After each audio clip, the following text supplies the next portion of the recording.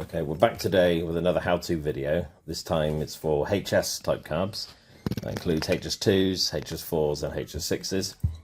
And how to fix if the car is running rich and idling too fast. In this case we've got a HS4 because we've had a customer with an issue with a HS4 running too rich and having problems with racing idle.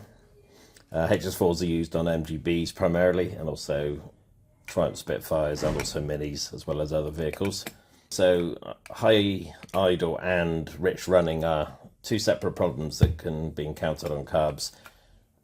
They can coexist together. Sometimes they have a knock-on effect, and one could affect the other. Sometimes a high or erratic or hunting idle can be caused by an overly rich mixture because there is too much fuel at lower engine speeds. It's much more noticeable at idle than, for example, when the engine's under load and there's air coursing through it. A lot of people have problems such as an uneven exhaust note, sitting up of spark plugs and exhaust pipes suggests there may be problems with the cars themselves. Sometimes it's just a case of making adjustments to the mixture and the idle if they're not set correctly, but if you've got extreme richness and really super high idles, then generally there's a fault with the carburetors themselves. So let's have a look. Vacuum leaks are primarily, could be anything connected with the throttle. So the mating face is a gasket if there's insulation blocks, and the inlet manifold, if those jointing faces, for example gaskets being blown, things not tightened down, things warped, that may raise the idle speed. But mostly it's down to wear in the throttle spindle. So a good way to check that is just to wiggle the spindle, and if you can see or feel play there or hear it, it generally means it's worn, and we offer a rebush service to rebush the carbs and put a new throttle in. What's actually happening when it's worn is it doesn't matter how you're setting the idle on the tick-over screw, you're drawing false air through the spindle bosses, and it's impossible to get the tick-over screw down.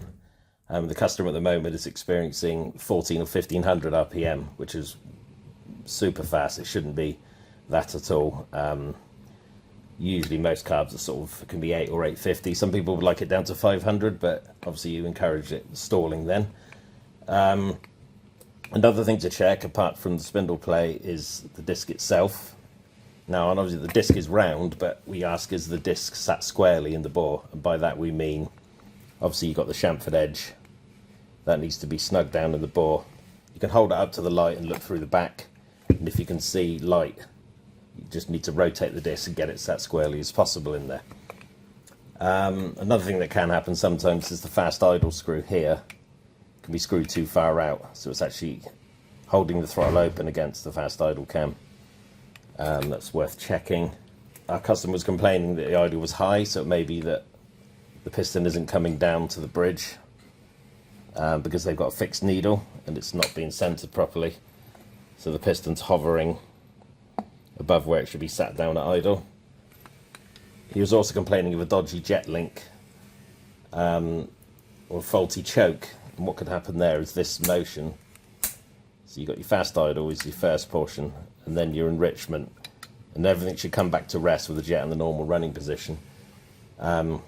He said he had a sneaking feeling he had a dicey choke mechanism or a dodgy choke mechanism, which means that something's binding over here in these springs, or the jet itself is getting stuck in the bearing.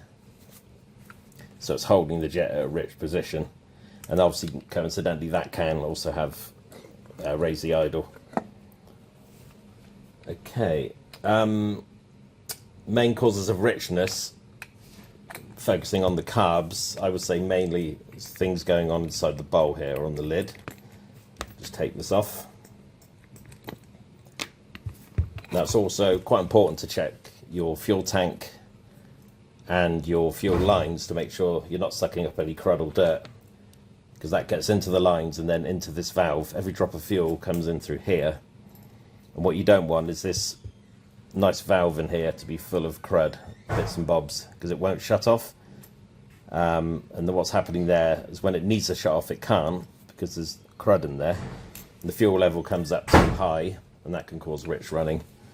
And if it's bad, the fuel will come up above its desired height in the bowl, over the tip of the jet into the bridge, and it will pull inside the carburettor, giving you a rich mixture. If it's really bad, it will actually will come out through the cracked disc at the front, and then obviously you'll get bore washing and then subsequently crankcase oil dilution, which is really, really bad for the engine. So you also need to just check and clean and refit. If and when possible, get a new needle valve which has been fully tested to shut off correctly. Another thing is floats. If they're the old plastic floats, they can be punctured and take on fuel, which causes them not to shut off properly, which can cause rich mixture and flooding. The fuel height or the float height is another thing. So take the lid off, and you just need to check the distance between the underside of the float and the top of the lid there. We're looking at between 1/16 of an inch and 3/16. That equates to about 3 to 4.5 millimeters. If the float is too high, then obviously the fuel level is incorrect, and it can come up into the bridge up there and cause the problems I previously described. And also mentioned cleanliness of line and tanks. You also need to check what your required fuel pressure is from your fuel pump. Another problem is people have fuel pressure far too high, or they have facet pumps, which can cause problems. If the fuel pressure is too high, this valve will not emphatically close off. It will fibrillate, so kind of shake like this, which means that you can get a rich mixture because the fuel is not being shut off when it needs to. That's worth checking. The little lift pin under here is a great way of checking your mixture before you make any adjustments. There's a little sprung-loaded pin under there on all HS carbs. It's just designed to lift the piston off a bridge slightly. So what you do is, while the engine's running, just press the pin and let go. And what should happen, if the mixture is correct, is the rev should momentarily rise and then settle back down again. If the car's running rich, the revs will rise and just keep high, or if the car is too lean, the revs will pick up and then everything will just die. So that's a good indication. And obviously your mixture is set down here on this little adjusting nut. So when the carb is in situ, to turn it anti-clockwise is to screw it in so it brings the jet back up. So the gap between the needle and the jet orifice, which we call the annular gap, which is just essentially a ring shape, is reduced, and obviously that leans off the mixture. If you undo this nut clockwise, it lowers the jet, increasing the annular gap between the needle and the jet orifice, which enriches the mixture. And obviously when you're choking, the mechanism drops the jet to give you enrichment. And then of course you have your fast idle screw here, which is on the throttle lever. And once your idle is set, you then set your fast idle. The object is, during the first motion of the choke, it acts only on the throttle to give you a raised idle speed. And what that does is prevents the engine from bogging and stalling when it's having extra fuel to it and when the engine's cold. And then the second action of the choke will drop the jet to give you the enrichment. The idea is that you pull the choke out fully, so you get both of those benefits. Also, for checking your tick over, I would probably say use a tool like a synchrometer or a unison, as they have abroad. It's just to check. You put it into the air intake of each carb, just to check that all of them are pulling the same amount of air. And obviously, if they're not, you're adjusting tick over here in order to balance them. Another cause of high idle can be problems with your throttle return spring or springs. Your springs may be worn, or they may be stretched, and may not be positively returning the throttle back to its resting position. If they are worn, of course, replace them, or if they're adjustable springs, just set them with the right tension and they should snap back. Also, while you're in that area, it may be worth checking any linkages. So from the carb down to the accelerator, if there's any binding. And if you've got pairs of carbs or triples, obviously check the connections between the carburettors. So that can also cause problems with throttles not coming back fully.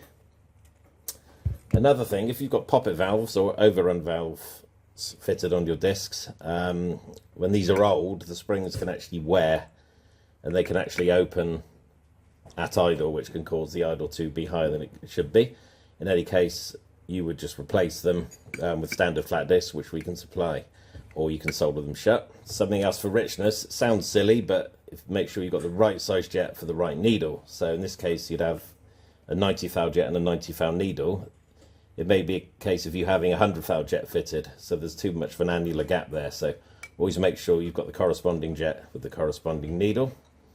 Another thing for richness, check your air filters aren't clogged. That can also give you a rich mixture. And lastly, probably engine modifications can upset mixture. I would say camshaft upgrades particularly, or hot cams, because they can cause significant overlap with the intake and the exhaust valves being open simultaneously and exacerbating things like engine reversion. That can cause rich running. But I think with any kind of engine mod, you'll require possibly a change of metering needle entirely, or a fettling of your currently fitted stock needle. It's always best to seek out a competent tuner or a company with a rolling road who are familiar with SU carbs to factor in and account for such changes. Also make sure that you're probably, I would say, using our oil, our damper oil, which is a straight 20 grade. Obviously, make sure you've got the right needle for your spec. Probably set your mixtures with the jet starting at the bridge. If you lift up your piston, get the jets flush with the bridge, and then back off the nut to get your sort of base settings. If you've got a fixed needle, it's 9 flats on this jet adjusting nut here, or a bias needle, it's 14 flats, and that's because it's got to find a thread. That should hopefully cover the sort of main issues with high idle and rich running. Just to let you know that we have lots of experience here with SU Carbs. I've worked with them personally for 20 plus years. If you've got any issues or problems, don't hesitate to get in touch with us. We run a full rebush service for just the throttle or complete restoration, where if you've got multiple problems like this customer, we can iron all those out, get everything back to baseline, and hopefully get you back on the road.